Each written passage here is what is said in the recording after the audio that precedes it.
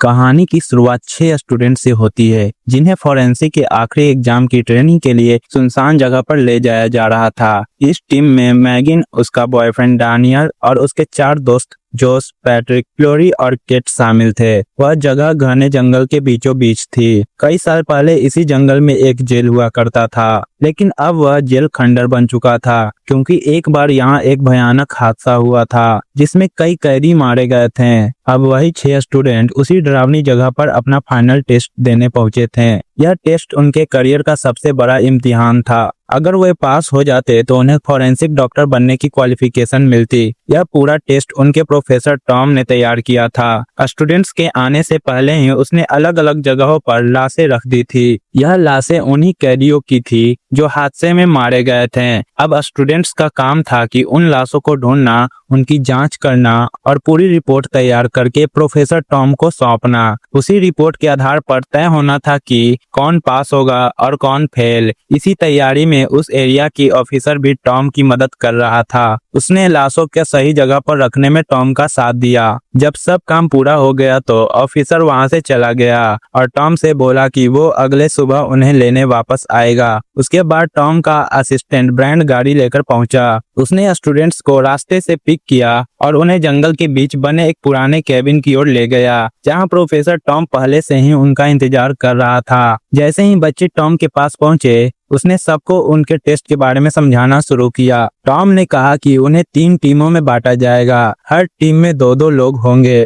और दोनों को मिलकर काम करना होगा। उसने सभी बच्चों का मोबाइल ले लिया और उन्हें सिर्फ वॉकी टॉकी दिया। अब उसी की मदद से बच्चे टॉम से संपर्क कर सकते थे। फिर टॉम ने ब्रेंट को शेड से वॉकी टॉकी लाने भेजा। शेड में पहुंचकर ब्रेंट को ड्रग्स लेने की तलब हुई। जैसे ही उसने ड्रग्स जलाने के लिए माचिस जलाई, गलती से वहां रखा एक डिब्बा गिर गया। उस डिब्बे में रखा केमिकल कुछ वॉकी टॉकी पर फैल गया, जिससे वह खराब हो गया। ब्रैड ने तुरंत सामान बचाने की कोशिश की, लेकिन तब तक नुकसान हो चुका था। डांट खाने के डर से उसने टॉम को इस बारे में कुछ नहीं बताया और वहीं खराब वॉकी टॉकी बाकी बच्चों को दे दिया। इसके बाद टॉम ने सभी बच्चों से कहा कि वे जल्दी से अपनी अपनी टीम बना लें, क्योंकि उनके पास सिर्फ अंधेरा होने तक का समय था। उसी वक्त तक उन्हें अपनी अपनी रिपोर्ट तैयार करनी थी। यह सुनकर बच्चों ने तुरंत अपनी टीमें बना ली। पहली टीम में थे डैनियल और पैट्रिक, दूसरी टीम में थे जॉस और ब्रैड, तीसरी टीम में थी मेगन और केट। टीम बनते ही बच्चे अलग अलग दिशाओं में निकल पड़े।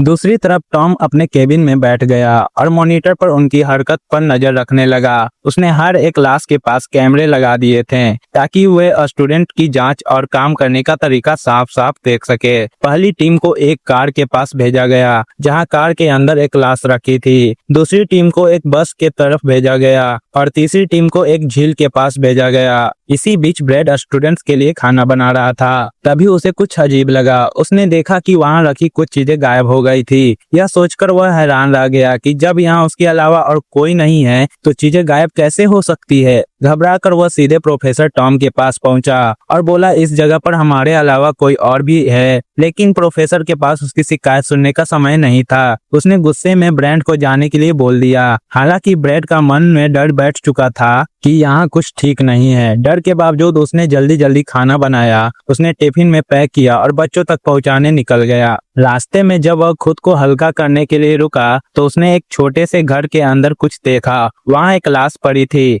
ब्रैड दंग रह गया क्योंकि उसे पता था कि टॉम ने इस जगह पर कोई लाश नहीं रखी थी। वह तुरंत मेगन और केट के पास गया। उन्हें बताया, उस घर के अंदर भी एक लाश पड़ी है, जाकर देखो, लगता है वह बहुत पुरानी लाश है। मेगन ने तुरंत वॉकी टॉकी से टॉम से इस बारे में पूछा। टॉम भी यह सुनकर हैरान रह गया, लेकिन उसने मेगन से कहा कि ब्रैड की बातें सही नहीं हो सकती क्योंकि वह हमेशा नशे की हालत में रहता है। लेकिन ब्रैड जिद पर अड़ा रहा, मैं सच बोल रहा हूँ, मैंने अपनी आंखों से वह लाश देखी है। आखिर में केट उसके साथ गई और जैसे ही उसने देखा वहाँ वाकई में लाश पड़ी थी। ऐसा लग रहा था कि वह हफ्तों से वहीं सड़ रही थी। केट ने तुरंत टॉम को इसकी जानकारी देने की कोशिश की, लेकिन वॉकी टॉकी ठीक से कनेक्ट नहीं हो रहा था। उसकी बातें टॉम तक साफ नहीं पहुंच पा रही थी। इसी बीच ब्रैड ने देखा कि वह लाश सांस ले रही है। यह देखकर वह तुरंत केट के पास भागा और चिल्लाया, वह लाश जिंदा है। लेकिन इस बार केट ने ब्रेड की बातों को नजरअंदाज कर दिया। उसे भी लगने लगा कि ब्रेड ने ज्यादा नशा कर लिया है। उसने शांत स्वर में कहा, शायद तुम्हें भ्रम हो रहा है, चिंता मत करो, मैं टॉम की लाश की जांच के बाद इसकी भी जांच कर लूंगी। यह बोलकर वह वहां से चली गई। ब्रेड अब बहुत डर चुका था। वह डैनियल और पैट्रिक के पास टिफिन देने पहुंचा और दोनों को सब कुछ बताया। उसने चेतावनी दी, इस जंगल में कुछ ऐसा है जो हमें अभी तक दिखाई नहीं दे रहा, हमें सावधान रहना होगा।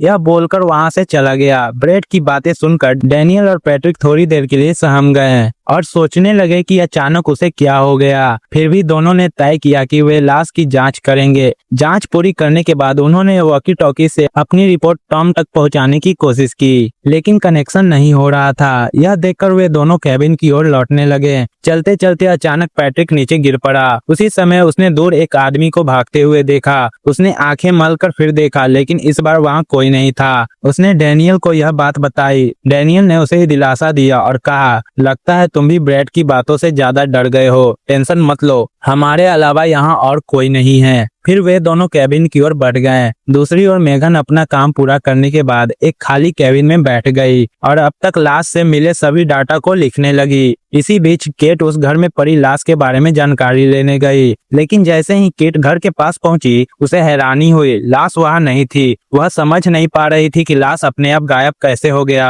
अब उसने टॉम से संपर्क करने की कोशिश की तो फिर से उसे कोई सिग्नल नहीं मिला। उधर ब्रेड भी कैबिन की ओर लौट रहा था। तभी उसके पीछे एक आदमी उसकी तरफ बढ़ता हुआ दिखाई दिया। ब्रेड ने जैसे ही उसे देखा, उसका दिल जोर जोर से धड़कने लगा। उसे तुरंत समझ में आ गया कि यह वही आदमी था जिसे उसने छोटे घर में देखा था। वह घबराकर भागने लगा, लेकिन भागते भागते ठोकर खाकर जमीन पर गिर पड़ा और वहीं बेहोश हो गया। इधर कैट भी केबिन की ओर लौट रही थी। थोड़ी दूर आगे बढ़ने पर उसे अचानक दूर किसी आदमी को खड़ा देखा, लेकिन वो इंसान जैसा बिल्कुल नहीं लग रहा था। वह पूरी तरह सोलसेल दिखाई दे रहा था, मानो कोई ज़ॉम्बी हो। उसे देखकर केट डर के मारे वहां से भागने लगी। ज़ॉम्बी भी उसका पीछा करने लगा। भागते भागते केट झाड़ियों में फंस गई और उसका हाथ एक झाड़ी में अटक गया। तभी ज़ॉम्बी उसके पास आया और सबसे पहले उसकी उंगलियों पर हमला किया, फिर धीरे धीरे उसके हाथ की ओर बढ़ा। केट दर्द से चिल्ला रही थी और अंत में ज़ॉम्बी ने उसके गले पर हमला किया और उसे पकड़ने की कोशिश की, लेकिन केट में अभी भी जान बची थी। वह जैसे तैसे ज़ॉम्बी को अपने से दूर ढकेलती हुई रेंगती हुई आगे बढ़ी। इस बार ज़ॉम्बी उस जगह पर फंस गया और केट वहां से सुरक्षित निकल गई। जब जोस और लैरी बस के नीचे पड़ी लाश की जांच कर रहे थे, तभी उन्होंने वहां से एक साया गुजरते हुए देखा। वे पहले ही इस काम से डरे हुए थे और अब भी घबरा गए। डर के मारे दोनों ने सब कुछ वहीं छोड़ दिया और सीधा कैबिन की ओर भाग गए। उधर मेगन कैबिन में केट का इंतजार करते करते थक चुकी थी, इसलिए वह केट को ढूंढने जंगल में निकल गई। चलते चलते उसे जंगल में कुछ आवाजें सुनाई दी। वो उस आवाज की ओर गई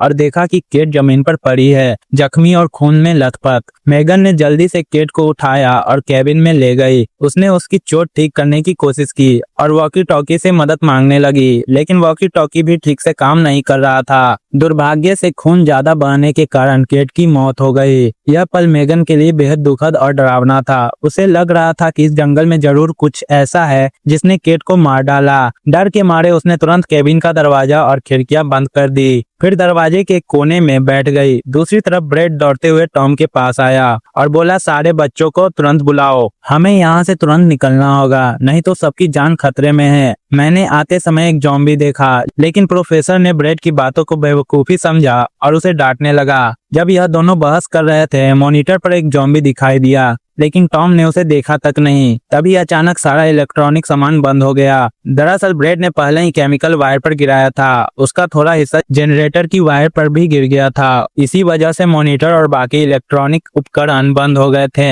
यह देखकर टॉम उसे गुस्से में भड़क उठा। फिर उसने इमरजेंसी जनरेटर चालू करने की कोशिश की, लेकिन उसकी बैटरी भी खत्म हो चुकी थी। उधर डैनियल और पैट्रिक वापस कार के पास पहुंचे, क्योंकि उनका कुछ जरूरी सामान वहीं रह गया था। लेकिन वहां पहुंचते ही उसने देखा कि कार में पड़ी लाश आधी खाई हुई थी। डैनियल को लगा कि यह किसी जंगली जानवर का काम है, लेकिन पैट्रिक को ऐसा नहीं लगा। वह डर के मारे वहां से भाग खड़ा हुआ। इसी बीच मेगन बहुत डरी हुई थी। तभी केट ज़ॉम्बी बनकर सीधे मेगन पर हमला करने लगी। मेगन ने खुद को बचाने के लिए चाकू उठाया और केट पर वार किया। पूरे शरीर में किए गए वार के बाद केट शांत हो गई, लेकिन मेगन का दिल तेजी से धड़कने लगा, सोचते हुए कि यह सब क्या हो रहा है। उसी समय जोस और लैरी टॉम के पास आए। जोस ने कहा, मैंने जंगल में एक अजीब इंसान देखा। ब्रेड ने कहा, देखा टॉम, मैंने कहा था कि ज़ॉम्बी इस जंगल में है। लेकिन टॉम उसकी बातों पर यकीन नहीं कर रहा था। उसे लग रहा था कि यह सब तो बस एक बहाना बना रहे हैं ताकि इस प्रोजेक्ट को यहीं खत्म किया जा सके। इसी दौरान पैट्रिक अकेले था।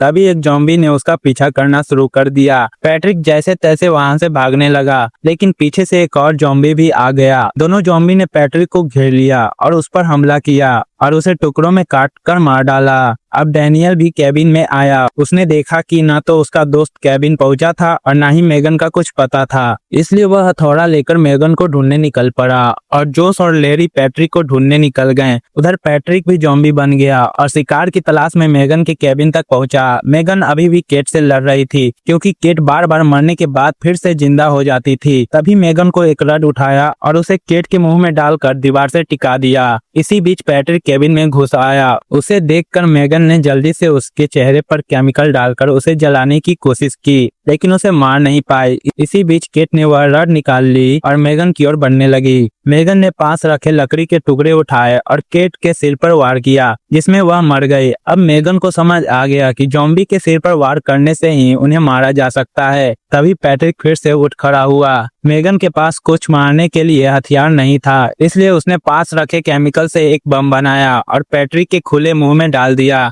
बम फट गया और पैट्रिक वहीं मर गया। अब अंधेरा होने लगा था। ब्रैड खिड़की की तरफ देख रहा था कि तभी अचानक एक ज़ॉम्बी बाहर दिखाई दिया। यह देखकर प्रोफेसर ने उस पर गोली चलाई। अब टॉम को विश्वास हो गया कि ब्रैड सच बोल रहा था। तभी दरवाजे पर कुछ आवाजें सुनाई दी। प्रोफेसर को लगा कि शायद यह बच्चे लौट आए हों, इसलिए ब्रैड के मना करने के बावजूद उसने दरवाजा खोल दिया। तभी अचानक ज़ॉम्बी ने उस पर हमला कर दिया। टॉम ने तुरंत ज़ॉम्बी को शूट करने की कोशिश की, लेकिन तभी ज़ॉम्बी ने उस पर हमला कर दिया और टॉम की बंदूक गिर गई।